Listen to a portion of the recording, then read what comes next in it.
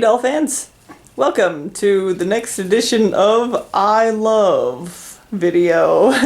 This one is called the I Love D video because D is nearly complete and I love him so much that I'm going to take this moment to just rant about him. Alright, now D is the boss. He's the boss of my dolls. He is like 98% complete. The only thing he needs now is elf ears, and then he will be complete. Okay, so let's just go head to toe, I guess. Now he's wearing a handmade alpaca wig. I bought it raw, combed it, washed it, actually the other way around, and then I dyed it and combed it again and washed it and re-dyed it and washed it and put it in ice water to try to keep it from like staining the doll. I was really afraid of that. But in the end, I think as long as it's dry, it won't leak its color. So he's a Ringdoll Boyce. His original sculpt is like a werewolf character. I didn't need werewolf character though. I just so happened to come up with this idea that I wanted to buy a doll head to help me with my paintings to paint this character. Because he's been a character who's been in my mind for years and years and years. And even though I can see him so clearly in my mind, it's been really hard. It's been my life struggle thing to bring this character out onto some paper. It's been hard. I've practiced a lot. I had come a long way, but it's really hard to draw someone that you've never seen with your eyes before. So I had this idea that I would use a doll head. I would find a doll head that's close enough and just kind of use it as a prop and shine lights on it to get the shadow effects that I needed to make art. But when I got the doll head, it looked right. It looked so right. And then I had to complete the doll, of course, because it just looks like him. It's close. Very, very close. It was one of my kind of deep thoughts that maybe I should reshape his nose a little bit with some epoxy. But I don't think I'm going to need to do that. I think that it's good enough. So yeah, there won't be any of that. But he will get the elf ears. He has the Ring 3 body. It's very, very muscular. At first when I got him, I wasn't sure if it was the right shape. It certainly is a good body. It poses very, very well, and I recommend it. But I was worried that maybe he would be too muscular. In the end, I don't think he is too muscular. I think he's just fine. Yeah, I was thinking he should be a little skinnier, maybe with a longer neck, but he probably wouldn't look as realistic if he was like that, if he was skinnier. It might look something like the Doll Zone body that I have for Lamrain. One thing that turned out really cool that I didn't even know would happen was that I didn't know that this body could do power stance like it does. Look at that. He can spread his legs really wide and let's stand on it. He's pretty sturdy too, and I can't believe it. And he could probably even go wider than that. It's just awesome. It's really important that the doll can do that for the character. It's also important that that he has fisted hands, and I'm so glad that Ringdoll not only has fisted hands, but they gave me a free pair when I ordered the doll. Thank you, Ringdoll. Thank you. So cool. So yeah, I didn't put them on him this time, and I apologize. Probably should have. And also, thanks to Ringdoll's awesomeness, his feet are a very good selling point. Let's see if we can see them. They're very, very big and manly and meaty and veiny. And look, they have gaps between these toes. Not the first two, but the last three. And it's important for the feet to look good for this doll because he's a shoeless character. He has to yeah, be barefoot. That's what he does. That's what he is. So that's what's going on there. I just recently body blushed him. There's his special mark. It's a wound over a brand. This character is all about pain and suffering. And doesn't he look the part? Look at that frown. Look at that guy. Oh, he's perfect. I couldn't even believe it. It's not just that the head sculpt is the right shape. He's also frowning. He's making the right expression that I need this character to make. Wow. Okay. What you're seeing right here on his arms are little armbands. They're made from tights, you know, like a pair of dancing tights. And I washed them before I used them, so that's a good tip. You should, if you want to make anything out of tights, always wash it before you use it. It makes it just better. It's just better. And it did bleed out some color into the water, so I was glad that I did.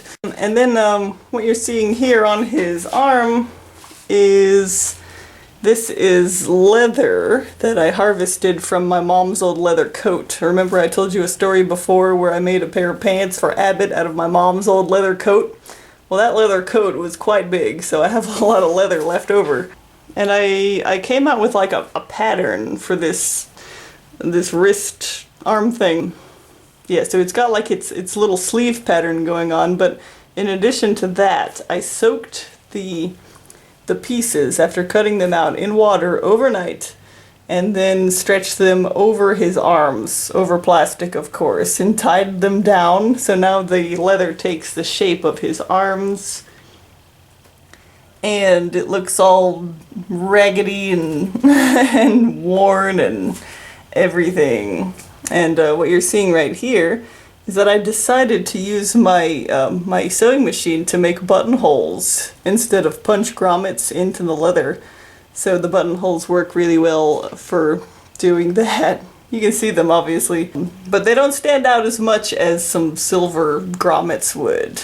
I didn't think I did not want him to have big silver rings on his arms. I wanted it to be kind of like that, basically, like you see it right here.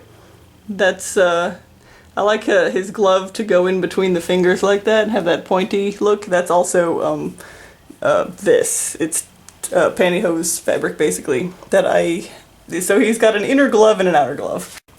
And then as you can see, he wears a long kilt. He's always had that. It was something that sort of developed as I was 13 when I made this character up. And so he's been through a lot of evolution, basically. He's never been like redesigned fully, except maybe once, like right at the beginning, like days after his first initial design. But then after that, he did he gracefully evolved, and until he came out looking like this.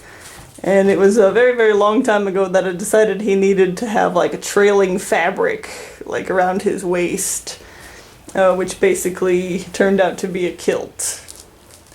Otherwise, before I used to think of it as like a cape on his hips instead of on his shoulders. I made it from this, it's like a suit fabric basically, I guess.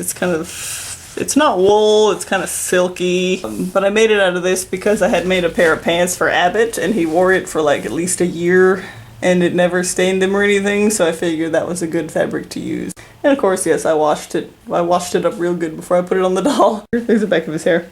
I think maybe his hair might be a little too long, but I'm really afraid to cut off these graceful tapering ends. And those graceful tapering ends were something that it was the actual ends that was hanging off of the animal, the actual tip of the hair. I was very careful to use that, put that in place as it's supposed to be, and not like flip it over where you have the cut end hanging down here. Now I needed it to look really natural, so that's how I arranged the hair. So yeah, you can stick that feather in your cap if you haven't made a alpaca wig yet. What I've done here, if you want any sewing tips, is that this is separate from this, and then on the underside, can you tell what's going on here? There is a linen base down here. So he has like a linen skirt base in white that goes around like that. And then this stuff is attached to it. This is hanging off of it, so it's bearing the weight. It's weight-bearing linen. This is a sort of a facade to make it look like it's draping. And then I was really hoping to disguise the ends of it. My first idea was to turn this under and like sew it like that, but I think that would have showed a little too much. It may not have. It wasn't looking very good the way I was pinning it up, so I decided to leave it raw. So now it's hanging raw all the way around, and I don't mind it. It's fine. I can't say the same about the way I've tacked the folds into place. I can see them, and then kind of bothers me sometimes. See, you can see them all over the place. Oh well. Oh well, I'll figure it out. There's always room for improvement. But when you look at the pleats of the kilt, they're quite purposeful. The folds. It's supposed to look like it's cascading this way from right beside his hip, and as you can see, the opening with the laces, they go diagonal, and the folds, they have to be folded upward. So you notice this, they're upward and they're coming down diagonal.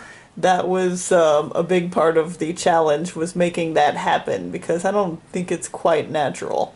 But I'll tell you a little secret about me and my habit of drawing this character ever since back then, was that I think the reason why I do this and why it must be done this way is because I found it extremely therapeutic to just take my pencil and scribble these lines like this in that rhythm, going like that.